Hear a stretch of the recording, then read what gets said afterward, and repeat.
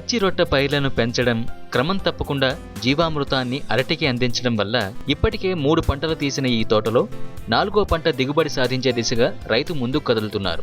రసాయన ఎరువులతో కోరి కష్టాలను కొని తెచ్చుకోకుండా సేంద్రియ ఎరువుల వాడకంతో పాటు పచ్చి రొట్టె పైర్లు సాగు చేసి చూడండి, ఫలితాలు మీ కళ్ల ముందుంటాయి.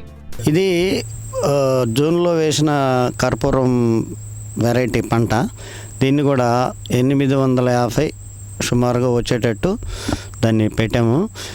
ఈ మొదట్లో పెట్టేటప్పుడే అలసందలు ఎకరానికి ఒక 8-10 కేజీల కాడికి పెట్టి మామూలుగా నాటేసామండి. అది అలసంద కూడా బాగానే మొలిసిన తర్వాత అది హెవీగా అయ్యి దీంతో పోషకాలతో పోటీ పడుతుందని చెప్పి దాన్ని కొంత దూరం వచ్చిన తర్వాత 30 రోజులు 40 రోజులు వచ్చిన తర్వాత మొత్తం దాంట్లో ఇంటర్ కల్టివేషను మిత్సుబిషి ట్రాక్టర్తో చేసామండి. రెండు వైపులా చేసిన తర్వాత ఒక 15 రోజులు 20 రోజులకు ఒక వర్షం కురిసినప్పుడు మళ్ళీ మధ్యలో ఇంకా గ్యాప్ ఎక్కువ ఉంది, దీన్ని మళ్ళీ ఒక పచ్చి రొట్టె పైరుతో సద్వినియోగం చేసుకొని కలుపుని కూడా ఆ మధ్యలో ఉన్న కలుపుని నీడ వచ్చేంత వరకు తగ్గించుకుందాం అనే ఉద్దేశంతో మధ్యలో కొద్దిగా 7-8 కేజీలు ఎకరానికి చొప్పున పిల్లి బేసులు మధ్యలో వరకు చల్లి ఒక్కసారి గొర్రు లాగించామండి. దీనివల్ల ఏంటంటే అటుపక్క ఇటుపక్క చెట్లమ్మటికి పోనినందువల్ల వేరు వ్యవస్థ కూడా దాన్ని డిస్టర్బ్ చేయకుండా ఉంటుంది. మధ్యలోనేమో ఇది మొలిసి ఇది ఈ రకంగా పచ్చి రొట్టె పైరు అయింది. ఇది నీడ వచ్చేటప్పటికి ఇది కూడా కుమిలిపోతుంది. మనకి ఈ వేరు వ్యవస్థకి కావాల్సిన మన ఈ నైట్రోజన్ పోషకం అందుతానికి బాగుంటుందండి ఈ రూట్ నాడ్యూల్స్ వల్ల.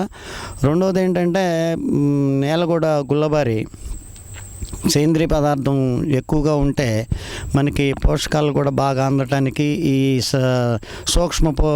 సూక్ష్మజీవులన్నీ కూడా వ్యవస్థలో బాగా ఉండి దాని మీద ఈ మల్చింగ్ అనే దాని కింద ఉండే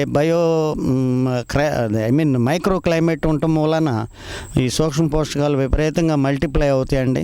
దీనికి కూడా జీవామృతం దాదాపు 20 రోజులకు ఒకసారి కింద ఇస్తున్నాం.